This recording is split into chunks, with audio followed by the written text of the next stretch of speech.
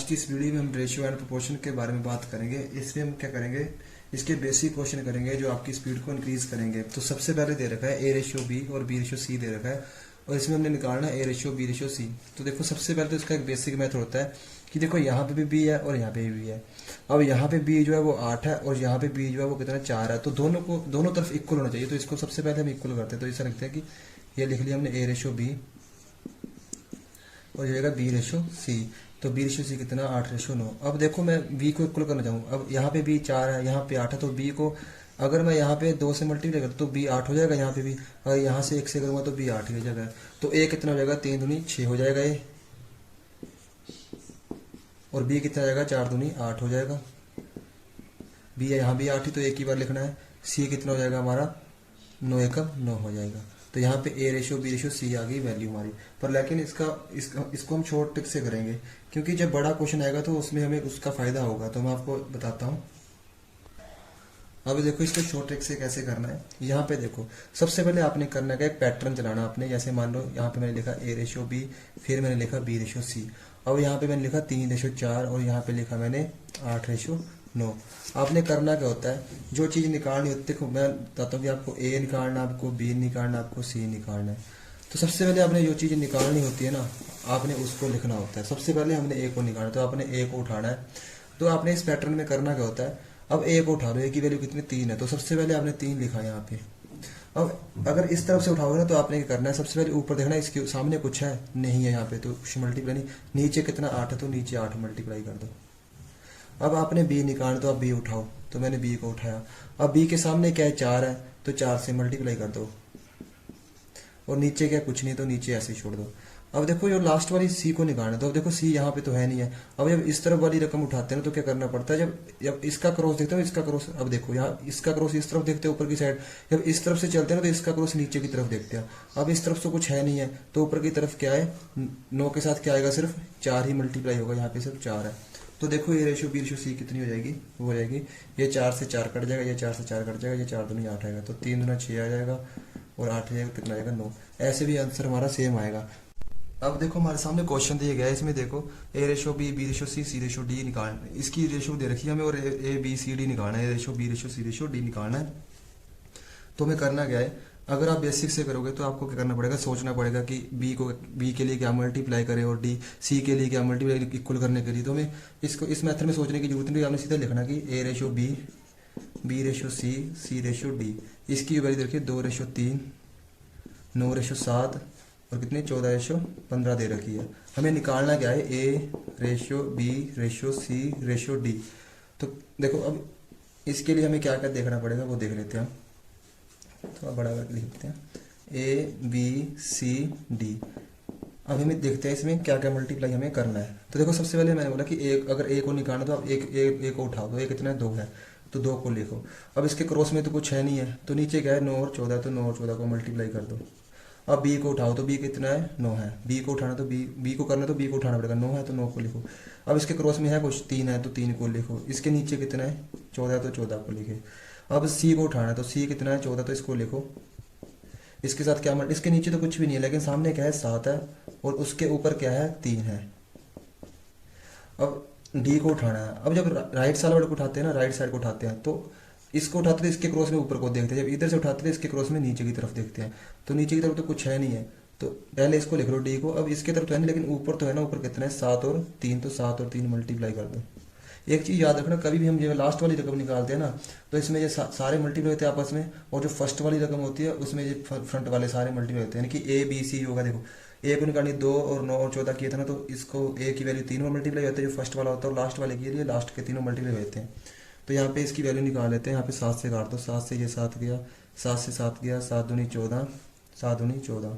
अब 3 से काट लो, 3 से 3, ये 3 से 3 गया, अब ये 3 3 हो जाएगा, तो ये हो जाएगा 12 रेशो 9 दूनी 18 रेशो 14 रेशो 15, इसका आंसर हो जाएगा। अब देखो इस क्वेश्चन में दिया गया ए रेशो बी बी रेशो सी सी रेशो डी। अब सीधा डायरेक्ट हमें ए रेशो डी निकालना है। तो हमें इस फायदा क्या है इस मेथड का कि हम डायरेक्ट ए रेशो डी निकाल सकते हैं, हमें नहीं जरूरत है किसी चीज़ की। तो मैंने आपको क्या बोला था कि जब ए रेशो डी निकालते तो क्या होता है, सबसे जो फ्रंट वाले सारे मल्टीप्लाई होते हैं, तो फ्रंट वाले कौन से हो गए, तो ये हो गए। चलो लिख लेते हैं, आपको समझ आ जाएगा।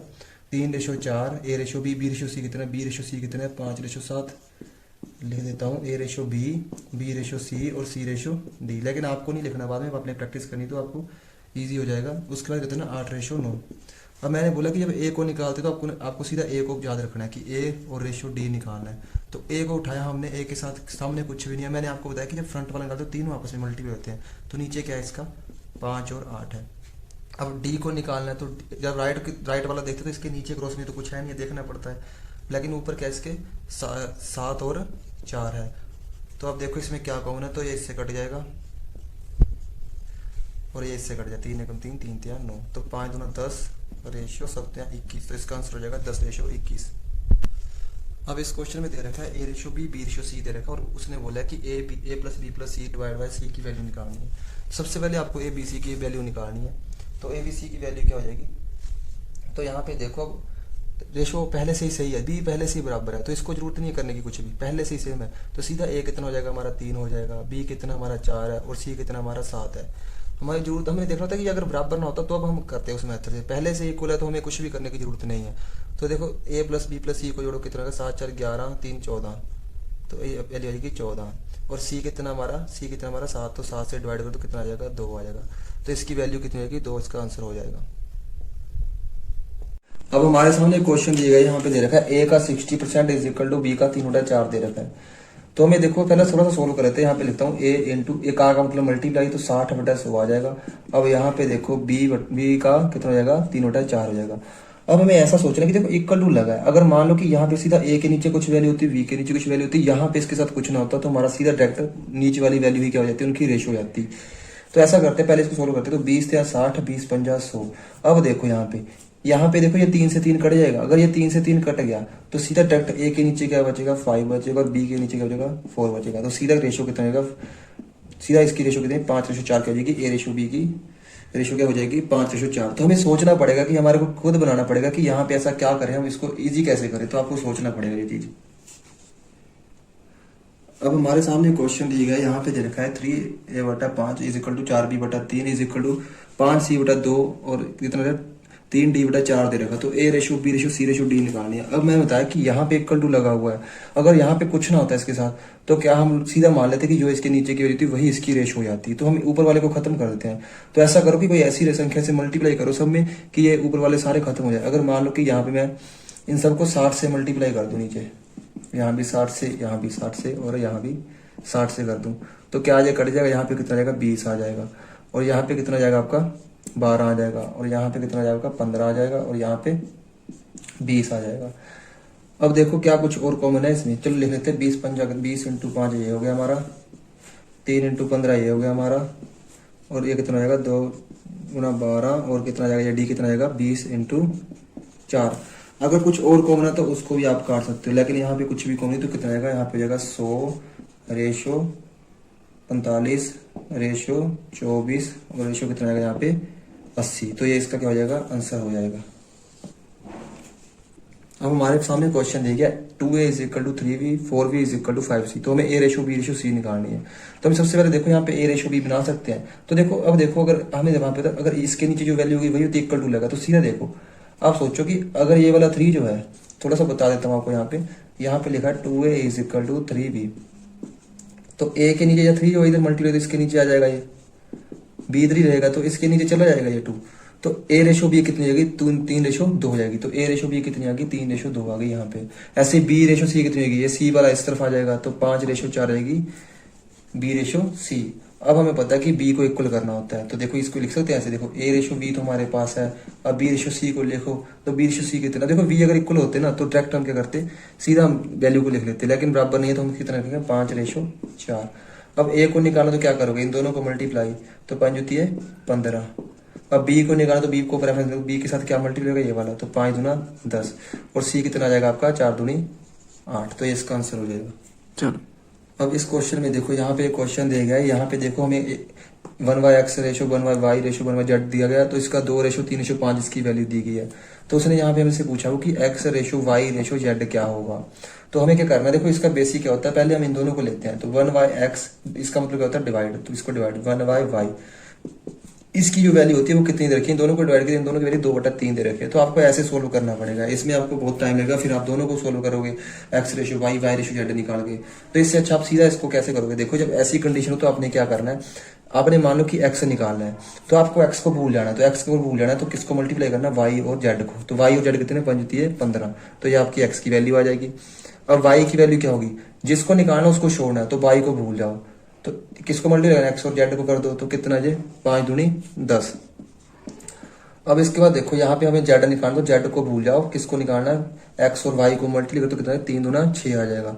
तो x ratio y ratio z कितना आएगा आपका, 15:10:6, इसका आंसर हो जाएगा। अब हम एक क्वेश्चन और देखते हैं, यहाँ पे दे रखा है ए का 30% = बी का 0.25 = सी का 1/5 दे रखा है। अब यहाँ पे देखो हमें करना क्या, हमें पता है कि यहाँ पे इक्वल टू लगा, हम अगर सीधा ए के नीचे की वैल्यू लेकर आ जाए तो हमारे पास आंसर आ जाएगा। तो देखो कैसे करते हैं, तो ए का मतलब होता है मल्टी, तो ए का 30%, तो परसेंट का मतलब 100, तो 100 नीचे चला जाएगा, = यहाँ पे आ जाएगा 20 मल्टीप्लाई, अब देखो 25 लिखो, अब पॉइंट लगा तो कितनी जीरो आ जाएगी नीचे, 2, तो नीचे 100 आ जाएगा। अब यहाँ पे देखो सी का सीधा देखो 1/5। अब देखो, अब यहाँ पे इसको काट लो, तो ये कटेगा तो कितना आएगा, 3/10 बन जाएगा। 25 से कम 25, 25 चौका 100, तो ये बन जाएगा। तो यहाँ पे 1/4 आ जाएगा इसके साथ। अब ऐसा करो कि ये तो एक है, ये तो अकेला सी है, यहाँ पे सी को मल्टीप्लाई एक से करो तो सी के साथ आएगा, सी की वैल्यू डायरेक्ट 5 आ जाएगी, लेकिन इसके साथ भी आएगी। लेकिन इसकी दिक्कत है, इसको कैसे खत्म करें, तो ऐसा करते हैं, ऊपर वाले को खत्म करने के लिए अगर मैं यहाँ पे 3 से मल्टीप्लाई कर दूं, तो क्या 3 से 3 कट के यहाँ पे खत्म हो जाएगा। तो अब अगर यहाँ से 3 से गए तो ये रेशो भी तो चेंज करनी पड़ेगी इसकी वजह से, तो यहाँ भी 3 से करो, यहाँ भी 3 से करो। तो यहाँ पे देखो इस 3 से 3 कटा, तो यहाँ पे ए के नीचे कितना आ गया, 10 आ गया, यहाँ पे बी के नीचे कितना आ गया, 12 आ गया, और यहाँ पे सी के नीचे कितना आ गया, 15 आ गया। तो आपकी ए रेशो बी रेशो सी कितनी होगी, 10:12:15, इसका आंसर हो जाएगा। अब हमें क्वेश्चन दे रखा ए रेशो बी रेशो सी दे रखी है 2:3:4, तो उसने बोला कि ए रेशो ए बटा बी रेशो बी बटा सी रेशो सी बटा ए क्या होगा। तो देखो हमें करना गया, इसकी वैल्यू पुट करो, तो ए बटा बी क्या होगा, तो 2/3 आ जाएगा। रेशो यहाँ पे कितना आएगा, अब बी और सी को करना, तो बी और सी कितना 3/4, तो 3/4 लिखो।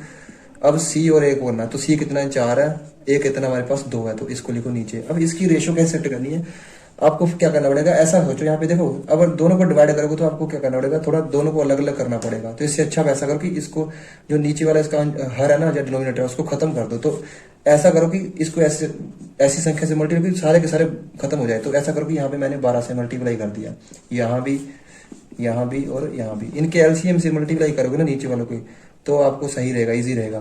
तो यहाँ पे 3 चौके 12, तो यहाँ पे कितना जाएगा, 4×8 आ जाएगा रेशो। अब इसको करो तो 4×3 = 12, तो 3×3 कितना जाएगा, 9 हो जाएगा। अब इसको करो तो 6 आ जाएगा, तो 6 चौका कितना आ जाएगा, 24 आ जाएगा। तो इसको ऐसे करना है, ईजी रहेगा। तो इसका आंसर हो जाएगा 8:9:24, इसका आंसर हो जाएगा। अब आपको क्वेश्चन दिए गए ए रेशो बी, बी रेशो सी, सी रेशो डी दे रखा है। अब ऐसे आपने क्या करना है, बी रेशो सी बताना, आपने इसका आंसर कमेंट में बताना है। अगर आप अर्थमेटिक्स से रिलेटेड ऐसी और वीडियोस चाहते हो, ट्रिक्स चाहते हो, तो आप कमेंट सेक्शन में अपना क्वेश्चन टाइप कर सकते हो।